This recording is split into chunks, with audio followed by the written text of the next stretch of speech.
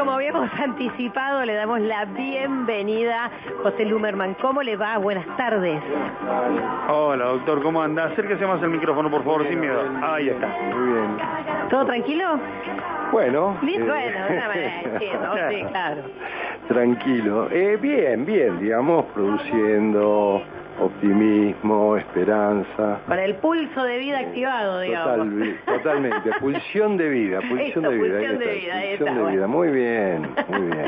Bueno, José, nos había quedado pendiente no, hemos planteado para esta semana hablar de adicciones. Sí. Habíamos planteado y nosotros empezamos a tirar lo que nos parecían por ahí algunas de las más comunes, de las que más escuchamos todo el tiempo, pero me parece que para arrancar lo primero que tendríamos que hacer es la definición de adicción. ¿De qué hablamos cuando hablamos de una adicción?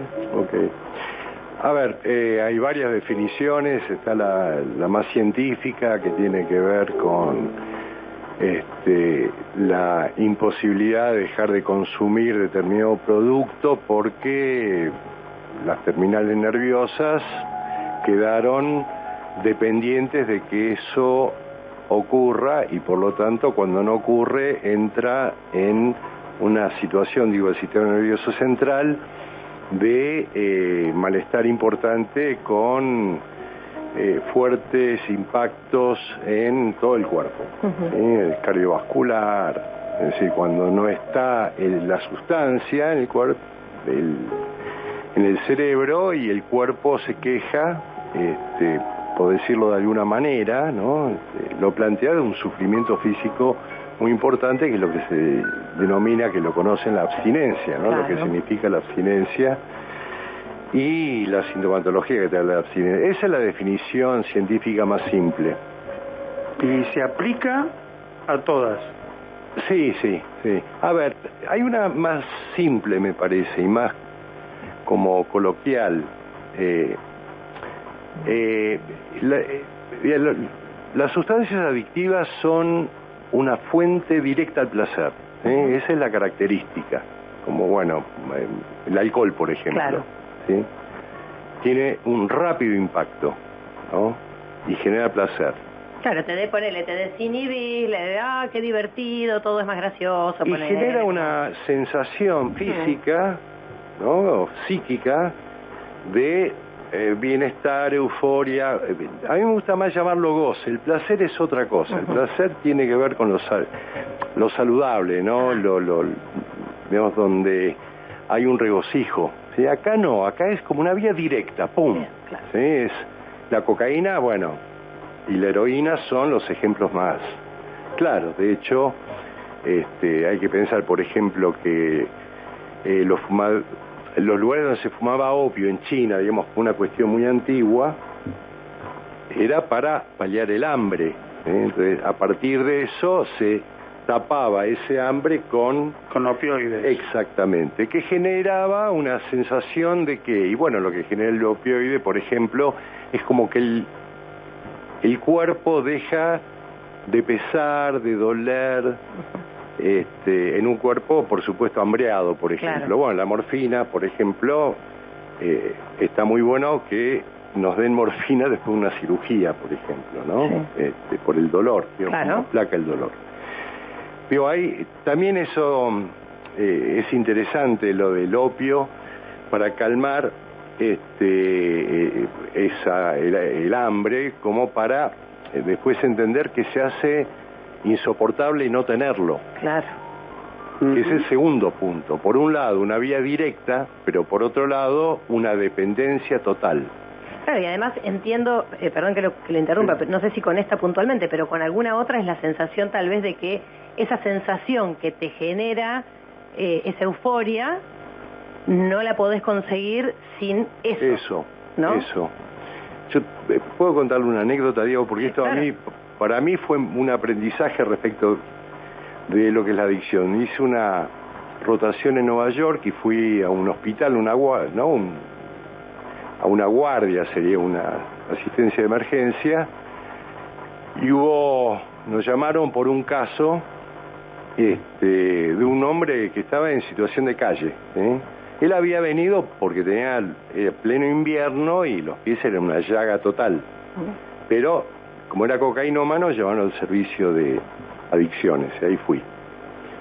Era un hombre de unos 40 años, lindo hombre, ¿sí? En el interrogatorio que le hizo el colega, planteaba que bueno, que había tenido una mueblería, que había sido carpintero, muy hostil, ¿no? Muy agresivo, pero bueno, iba respondiendo. Y cuando terminó la entrevista, que fue muy fuerte, porque él no quería hablar de él, quería que le curen los pies y listo. Claro. No quería tratamiento. ¿Sí? Digo, para ubicar, estamos hablando de alguien, o sea, no me interesa hablar no de me interesa hablar de ese tema, y si no me voy. Claro, fue el planteo. Entonces me acerco a él y le pregunto, explícame por qué en una carpintería, vendiendo muebles, en una vida, terminaste así. Y se me acerca mucho, ¿no? Y me dice, porque en lo único que podés pensar es en ella. Me llamó la atención ella, como si no, como un enamorado, ¿no? Pero, no, sí, enamorado sí, loco. Sí, pero, y bueno, esa es digo, para poder entender claro, a la gente que queda cautiva, ¿no? De esta sustancia, en donde dejarla es como perder la dimensión del placer. Claro, además por ahí también esta cosa de yo lo puedo controlar, no, si yo puedo, no, si yo dejo, no, si yo lo o sea, creo que por ahí eso es, ¿no? Si, sí. No sé si es que hay un tiempo en el que vos realmente tenés un dominio. ¿Cuándo te das cuenta de que caíste en una adicción? Y cuando no podés estar sin eso, por ejemplo, una semana. Cuando afecta tu vida, todo.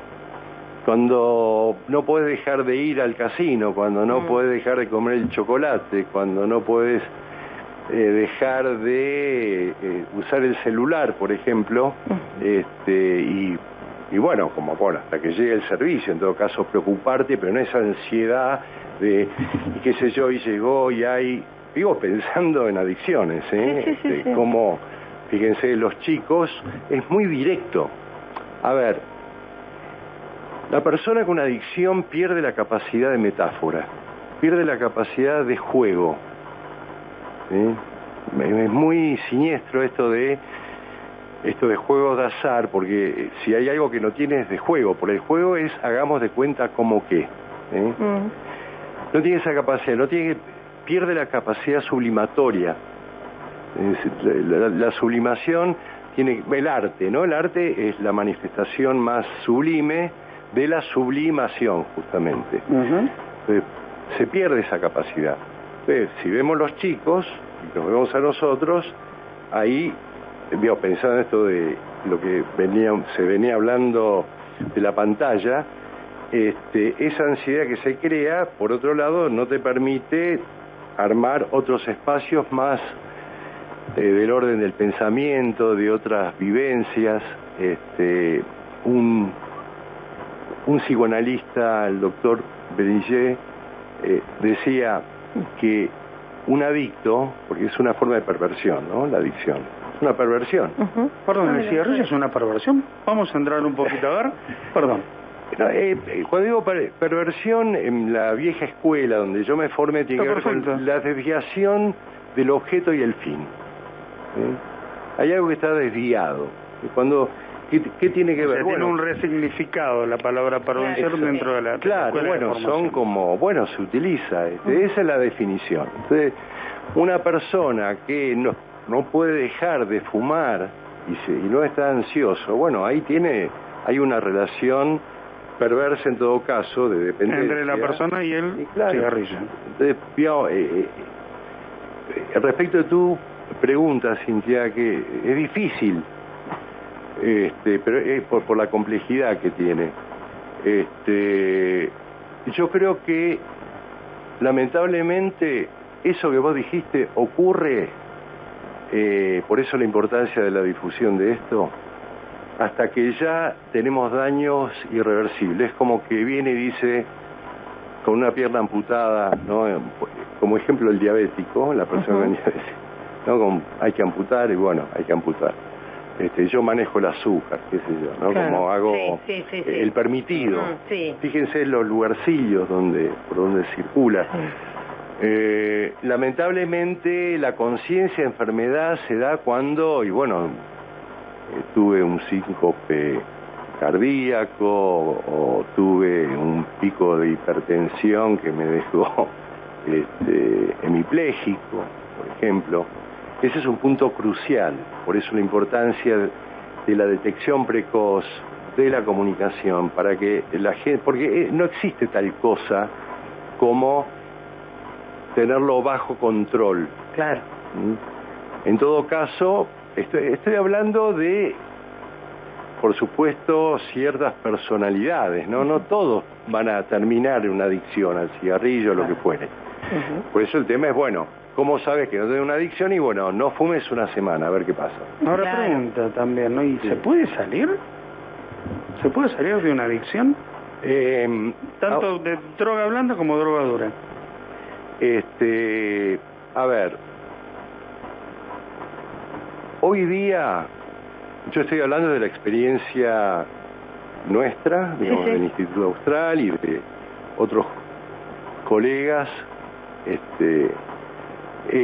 Hoy día tenemos programas, técnicas, abordajes que son integrales, que afortunadamente nos está permitiendo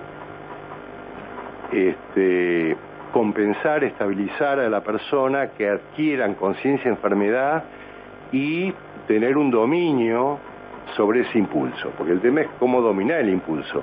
Una persona que tuvo una adicción nunca deja de tenerla. La gente sueña con fumar, gente que dejó de fumar sueña con fumar o con cocaína, lo cuentan. Estamos viendo buenas evoluciones porque se ha avanzado mucho. Hay técnicas, ¿no? El mindfulness, por ejemplo, es de muchísima utilidad. Y bueno, el otro día justamente hice una evaluación porque estoy como supervisor en el Austral, y quería hablar con pacientes que fueron dados de alta, ¿no? Porque es como una zona muy complicada, para ver cómo iba evolucionando, porque venimos trabajando en esto hace mucho tiempo, con muchas dificultades en la evolución, es decir, con mucha recaída. Y entonces elegí una cantidad de pacientes que habían atravesado el tratamiento y con buena evolución y ya estaban 6 meses sin consumir. Entonces les pregunté cómo había sido el cambio, por qué, ¿no? A qué atribuían, y fue muy notable, por un lado, bueno, los espacios psicoterapéuticos, pero lo que plantearon como fundamental del tratamiento que les hizo bien es saber que contaban con alguien permanentemente, es decir, un teléfono abierto para llamar en caso de situación, o que siempre había alguien que llamaba si uno no iba a la sesión. Claro. El tema de la contención y sentirse cuidados y no juzgados. Tal cual. Ese punto a mí claro, porque en la entrevista es como, ¿y desde cuándo? ¿Y hasta cuándo? Es como, es un montón, digamos, ¿no? Porque una persona está mostrando una vulnerabilidad absoluta.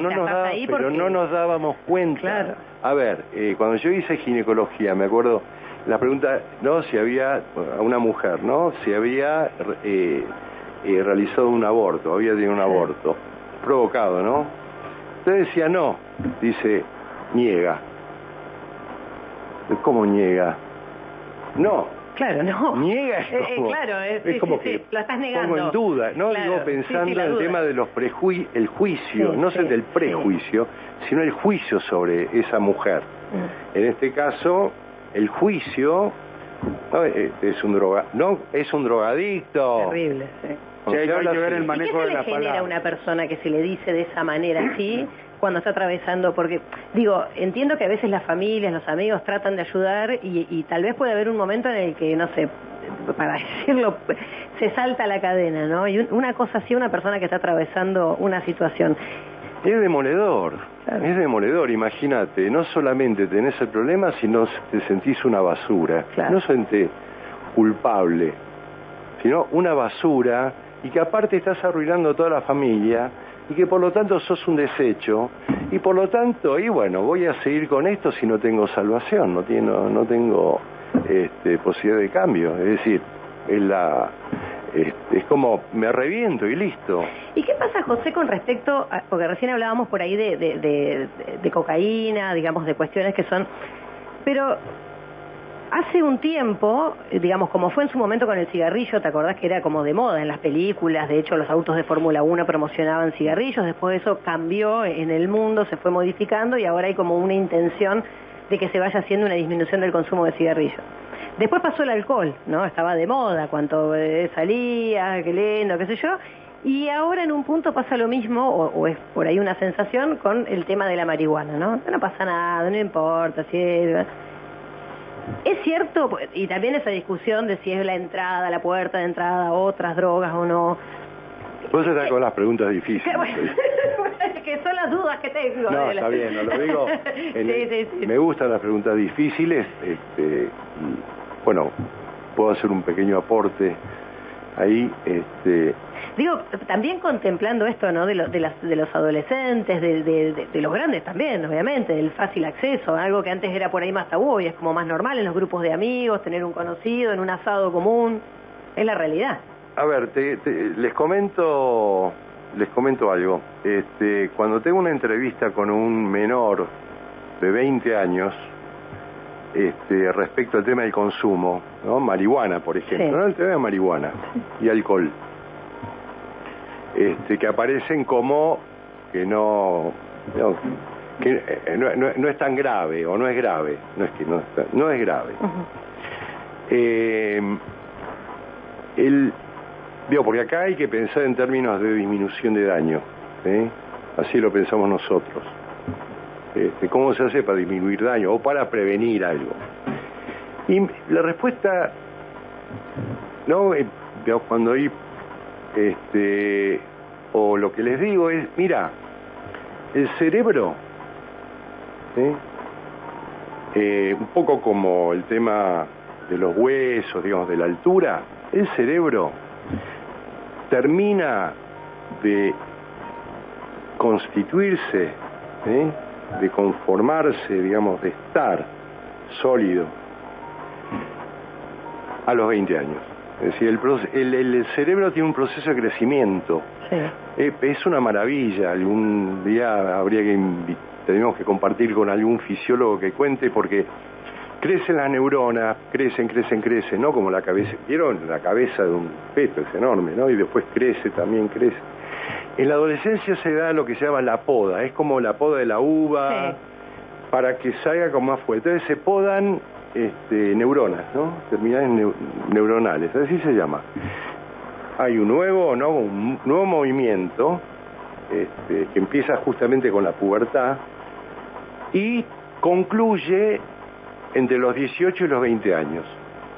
Entonces el planteo es, tanto para el alcohol como para la marihuana, como para el cigarrillo, ¿sí? Después de los 20 años, fíjate, si querés probá.